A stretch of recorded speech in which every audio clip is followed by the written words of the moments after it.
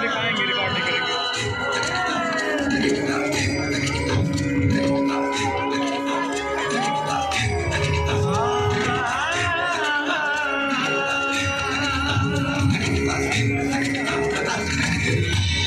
नंदाय ललिता तत्त्वतीर्थम मायापुरीषु च तथा मित्रपदम नाम तथा केदारमुत्तमम्।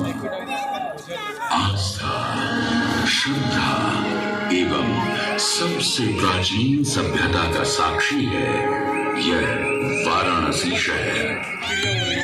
यहाँ कल कल बहती पवित्र गंगा नदी की धारा, जिसके समक्ष विद्यमान है यह ललिता घाट।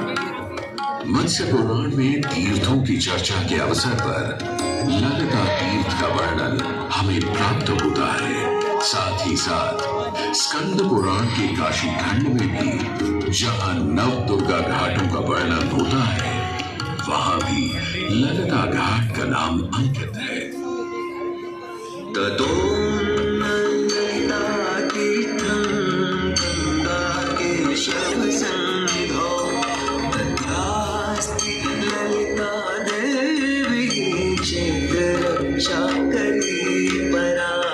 साच पूजा प्रयत्नेन सर्वसम्पत्समृद्धये ललिता पूजकानां च जातु विघ्नो न जायते। कृष्ण तुरीयायां ललितां परिपूज्य वै नारी वा पुरुषो वापि लभते वाञ्छितं पदम्। स्नात्वा च ललितातीर्थे ललितां प्रणिपत्य वै लभेत् सर्वत्र लालित्यं यद्वा तद्वानुलभ्य च। लभेत् सर्वत्र लालित्यं यद्वा तद्वानुलभ्य च। गंगा नदी के तट पर स्थित है ललिता तीर्थ। जहाँ क्षेत्र रक्षा करने वाली दुर्गा रूपी ललिता गौरी का निवास है, जिनकी सभी श्रद्धालु सर्व प्रकार संपत्ति लाभार्थ पूजा अर्चना करते हैं। इस घाट की सबसे विशेष बात यह है कि यहाँ शिव के साथ शक्ति के दर्शन भी श्रद्धालुओं को मिलते हैं। घाट के ऊपर गली में मां दुर्गा को समर्पित देवी ललिता का मंदिर विद्यमान है। साथ ही साथ यहाँ काष्ठ एवं ईंट से बना राज राजेश्वर मंदिर भी स्थापित है। भगवान शिव को समर्पित काशी में यह मंदिर नेपाल के पशुपति मंदिर का प्रतीक रूप है। वर्तमान में सुशोभित यह ललिता घाट पूर्व में 3 भागों में विभक्त था। दक्षिण दिशा की ओर से चले तो नेपाली घाट, ललिता घाट एवं राज राजेश्वरी घाट। इनका उल्लेख सन 1921 में मोतीचंद्र जी ने किया था। जहां नेपाली घाट एवं ललिता घाट के पक्के निर्माण का श्रेय नेपाल के महाराजा बहादुर शाह को जाता है, तो वहीं राज राजेश्वरी घाट के निर्माण का श्रेय सिद्धगिरी जी को जाता है। कालांतर में नेपाली एवं राज राजेश्वरी घाट ललिता घाट में ही समाहित हो गए। ऐसी मान्यता है कि अश्विन मास की कृष्णा तृतीया के दिन ललिता तीर्थ में स्नान कर देवी के दर्शन करने से श्रद्धालुओं की सभी मनोकामनाएं पूर्ण होती है।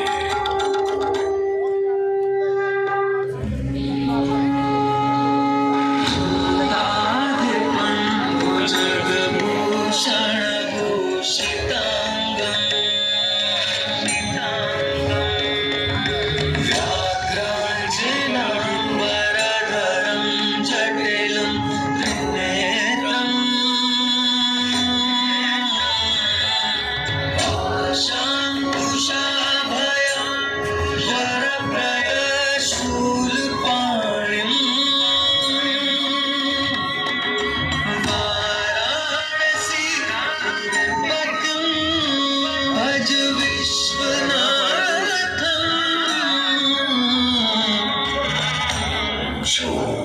सभी जीवों के स्वामी हैं, जो सर्पों को आभूषण के रूप में धारण करते हैं, जो बाघ की खाल को सुशोभित करते हैं। लग रहा है वो। सूर्य, चंद्रमा और अग्नि उनके 3 नेत्र हैं तथा वो जटाधारी है, पाश, अंकुश और त्रिशूलधारी है।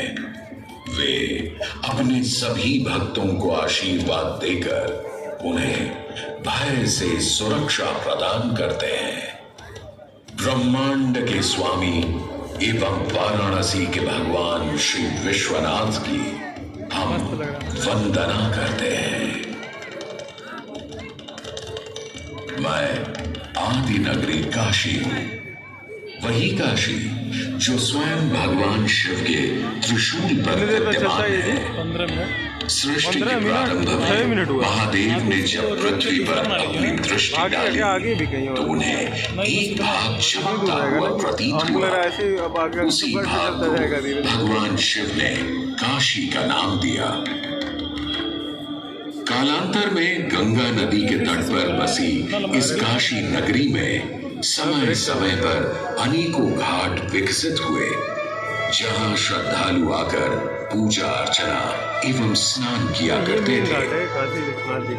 माना तो यह भी जाता है कि यह नगरी एक बहुत सुंदर वन से ढकी हुई थी, जहां पीपल, आम, बरगद, शीशम आदि के वृक्ष हुआ करते थे, जिनकी छाया में बैठ ऋषि मुनि, साधु संत आनंद से तपस्या किया करते थे। इसलिए इस जगह का उल्लेख आनंद वन के नाम से भी किया गया है। जितनी पुरानी काशी नगरी है, उतना ही पुराना यहाँ का काशी विश्वनाथ मंदिर भी है। भगवान शिव को विश्वेश्वर, विश्वनाथ आदि नामों से भी संबोधित किया जाता है, जिनका अर्थ है संपूर्ण विश्व के स्वामी। किंवदंतियों की माने तो सृष्टि के आदि में जब भगवान शिव एवं मां पार्वती पृथ्वी का भ्रमण कर रहे थे, उन्हें यह स्थान बहुत प्रिय लगा। तब मां पार्वती को यहाँ कुछ समय रुकने की इच्छा हुई, तो भगवान शिव अपने लिंग रूप में यहीं स्थापित हो गए। तभी से 12 ज्योतिर्लिंगों में इस मंदिर को विश्वेश्वर मंदिर के नाम से जाना जाने लगा, जहां भगवान शिव और माता पार्वती सदैव वास करते हैं। सदियों से इस पवित्र नगरी ने अनेक ऋषि मुनियों, तपस्वियों, धर्म गुरुओं आदि को अपनी ओर आकर्षित किया है। आदि शंकराचार्य एवं मंडन मिश्र ने इसी मंदिर के प्रांगण में बहुत समय व्यतीत किया। समय बदला, दौर बदला। भारत के स्वर्णिम काल पर विदेशी आक्रांताओं की नजर पड़ी, जिसे वे लूटने एवं सनातन संस्कृति को नष्ट करने के उद्देश्य से यहाँ आए। जब प्रथम बार गौरी ने आक्रमण किया, तब पृथ्वीराज चौहान ने उसे बुरी तरह पराजित किया था। अंत में उसने क्षमा मांगी और वचन दिया कि ऐसी गलती दोबारा कभी नहीं होगी। अतः पृथ्वीराज चौहान ने उसे छोड़ दिया। संभवतः यह एक दुर्भाग्यपूर्ण निर्णय था, क्योंकि अंततः गौरी ने पृथ्वीराज चौहान को धोखे से हराया। तत्पश्चात उनके साथ बहुत बुरा व्यवहार किया तथा उनकी दोनों आंखें भी निकाल दी। पृथ्वीराज की मृत्यु के उपरांत हिंदुओं का मनोबल कमजोर पड़ गया, जिसके परिणाम स्वरूप आतताइयों ने अन्य मंदिरों के साथ साथ विश्वनाथ मंदिर को भी क्षति पहुंचाई। यह ऐसा काला दौर था जिसके स्मरण करने मात्र से आंखें नम पड़ जाती हैं। परंतु समय सदा एक सा नहीं रहता और दुख के ये बादल भी सुख में बदलने वाले थे। एक धार्मिक सम्मेलन में राजा टोडरमल की भेंट नारायण भट्ट से हुई। नारायण भट्ट एक बहुत धनी व्यक्ति थे। दोनों ही धार्मिक इंसान थे और नित्य प्रति भगवान की पूजा अर्चना करना अपना परम कर्तव्य समझते थे। दोनों ने काशी विश्वनाथ के इस पावन मंदिर का जीर्णोद्धार करवाया और वीरान पड़े खंडहरों में एक नई जान डाल दी।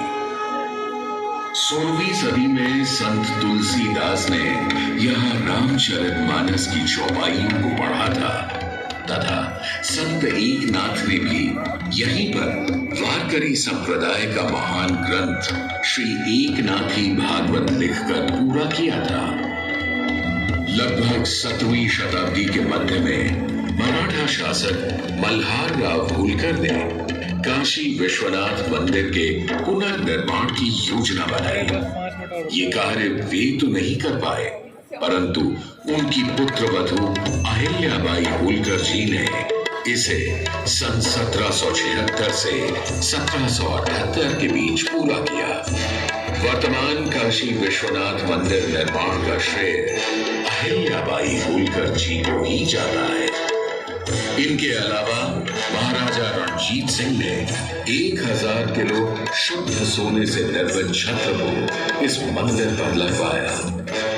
जहां ग्वालियर की महारानी बैजाबाई ने ज्ञानवापी का मंडप बनवाया, तो वहीं नेपाल के महाराजा ने यहाँ नंदी की प्रतिमा स्थापित करवाई। सनातन संस्कृति को सुरक्षित रखने के लिए जिससे जो बन सका उसने वैसा किया और वर्तमान में भी यह क्रम देखने को मिल रहा है। सन 2022 में भारत के प्रधानमंत्री नरेंद्र मोदी ने काशी विश्वनाथ मंदिर का जीर्णोद्धार एवं सौंदर्यीकरण करवा इसके स्वर्णिम काल को फिर से एक बार जीवंत करने का प्रयास किया।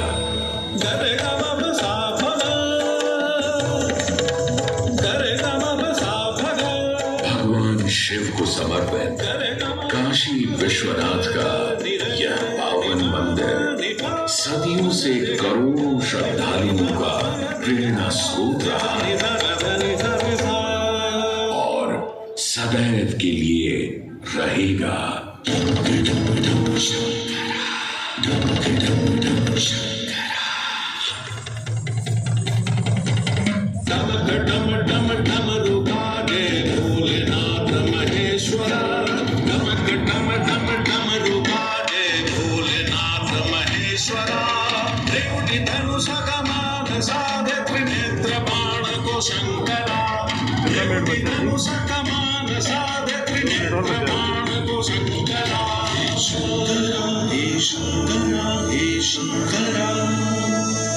वाराणसी के हो बसैया हो पिता गजराज के, वाराणसी के हो बसैया हो पिता गजराज के, तुम सजे माँ पार्वती के मांग में सिंदूर से, तुम सजे माँ पार्वती के मांग में सिंदूर से। शंकरा हे शंकरा जटा की चुनरी लपेटे गंगा के समय वासते, गंगा के समय वासते, जटा की चुनरी लपेटे गंगा के समय वासते, चंद्रमा की रजत गाती शेष भुवन प्रकाशते, चंद्रमा की रजत गाती शेष भुवन प्रकाशते, एक नैन इंदु सिगंध है, एक नैन सूर्य की ताप है, एक नैन जब खुल जाए तो जग में करे विनाश है। डम डम डम रुबाने भोलेनाथ महेश्वरा, डम डम डम डम रुबाने भोलेनाथ महेश्वरा,